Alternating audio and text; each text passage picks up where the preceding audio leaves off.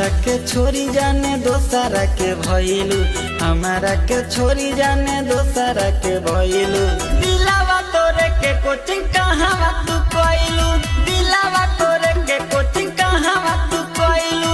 बदले जैसे मौसम वैसे तू बदले गइलू, बदले जैसे मौसम वैसे तू बदले गइलू। दिलावा तोरे के कोचिंग कहाँ तू कइलू, दिलावा तोरे के कोचिंग कहाँ तू कइलू।